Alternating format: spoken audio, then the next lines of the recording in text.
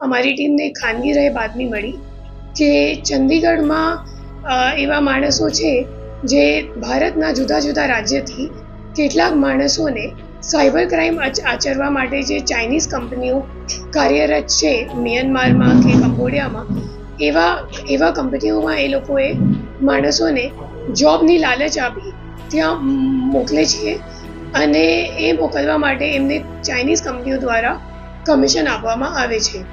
એક ટીમ ત્યાં મોકલવામાં આવી હતી. એ ટીમને ત્યાં 2 આરોપીઓને ધરપકડ કરી. એમનું નામ છે, પહેલાનું નામ છે નિપેન્દ્ર ચૌધરી અને બીજા આરોપીનું નામ છે પ્રીત કમાની. એમના પાસેથી 2 મોબાઈલ ફોન અને એક લેપટોપ કબજે લેવામાં આવ્યો છે. એમના ઇન્ટેરોગેશન દરમિયાન ત્રીજો આરોપી જે વ્યારા ખાતે જેમનું મૂળ વતન વ્યારા છે, એમનું નામ છે આશીષ ભૈરાણા, એમને પણ ઝડપી પાડવામાં આવી ગયું છે. એ ગ્લોબલ ઇન્ટરનેશનલ સાયબર સ્લેવરીનું રેકેટ છે જેમાં ઘણા બધા એજન્ટો સંડોવાયેલ છે. ફક્ત 8મા મહિનામાં, ઓગસ્ટ મહિનામાં જે અમે લોકોને અત્યાર સુધીનું ડેટા મળ્યું છે તપાસમાં, એમાં ફક્ત ઓગસ્ટ મહિનામાં 40 જેટલા માણસોને ત્યાં એ લોકોએ મ્યાનમાર ખાતે મોકલી આપ્યું છે.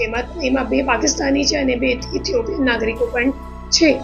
અને મોટા ભાગના ભોગ બનનાર આપણા ગુજરાત અને હરિયાણાના છે.